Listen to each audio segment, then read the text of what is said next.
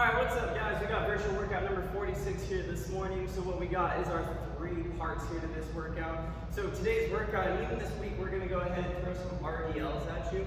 So RDL is a really good movement at stabilizing this hip, stabilizing this pelvis. It's great for muscle development of those glutes and hamstrings and that posterior chain. So we got a little bit of that here in our warm-up, but to start, we're going to start with a 2-minute hold in the child's pose position. This is going to relax that back, kind of just get you guys ready and in the right mindset for this workout. So focus on breathing throughout the entire stretch. That child's pose, you're going to go ahead and come down to the ground here. You're going to go ahead, grab that ground, set your hips back, and then you're just going to go ahead and relax into this position. Now, at no point should that be painful. You shouldn't be pushing past any point where it does cause pain. We're going to go ahead and hold that for 2 minutes. Now, after that, we're going to go straight through one time. We're going to do an RDL.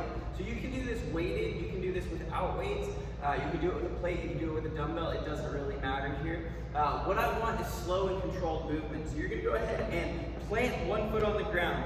From there, you're going to stay nice and rigid through the core, maintaining that hollow position. Hands, either with a dumbbell or with that plate, are going to stay close to your side.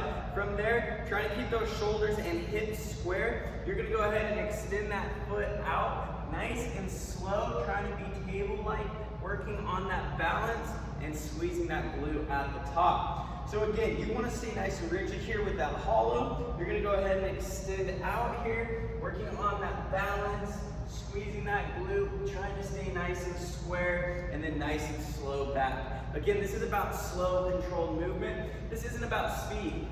We're going to do 15 on each leg. After that, we're going to go 5 hand release push-ups. So that hand release push-up coming onto the ground, again maintaining that hollow position. Chest and thigh come down, touching the ground. Hands come off and extending up. Notice when I extend up, I maintain that hollow position. I don't let my body arch or drop. Now, you're going to go ahead and move through this. It changes the rep scheme a little bit.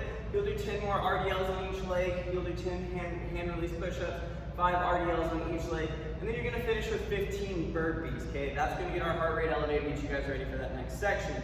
So remember that burpee, you're going to go ahead, place those hands on the ground. You can step out, chest and thigh to the ground, step up, then jump, or you can go ahead, jump out, chest and thigh to the ground, jump up, and then jump at the top, okay? So those are our options on the burpees. Once you get through that, you guys are ready for our quality work, okay? So our quality work here today, we got 3 sets of 10 on an L-sit complex. That L-sit complex, we've done this a couple times now. Let me grab some boxes to show you guys.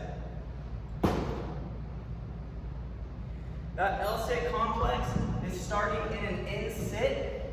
You're going to go ahead and hold yourself up, extend one leg out, 2 legs out, then both legs out. Each time you do that, you're going to go ahead and complete 1 rep. We got 10 of them in. Now, if that is too difficult, go ahead and just hold this in-sit for 30 seconds, or come down to the ground, stay in an L position, placing those hands out in front of you, and lifting those feet up off the ground for 30 seconds. So those are our scaled options for that in-sit, or excuse me, that L-sit complex. Now, after that, we're going to go dumbbell pullover. So that dumbbell pullover, this is working on those lats, okay? So what we're going to do, we're going to lay flat on the ground here. You're going to keep those knees bent. You're going to go ahead and place your hands around the head of the dumbbell. From there, you're going to slowly bring that dumbbell, keeping those arms straight, back nice and flat, until that dumbbell touches the ground. And then you're going to press out in front of you, okay? So again, bringing it all the way back, touching that head of the dumbbell to the ground, and through. You're going to squeeze those lats at the top, and again, nice, slow, controlled movement.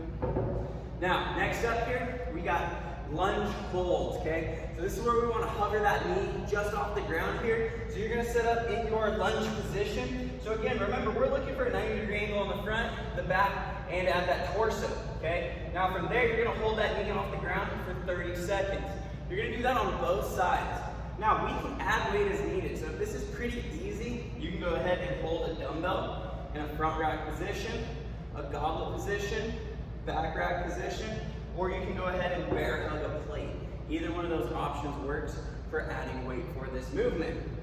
Now, once you guys finish up that quality work, we're going to move into our main Metcon on here today. This is a fun one.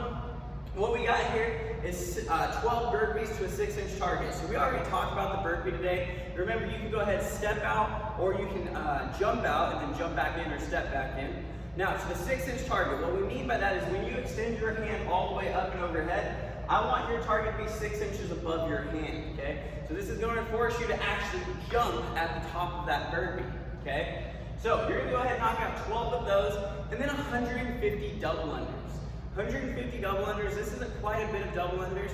Most people are not going to go unbroken on this. This is getting into that rep range where it gets a little uncomfortable. It gets a lot uncomfortable, really.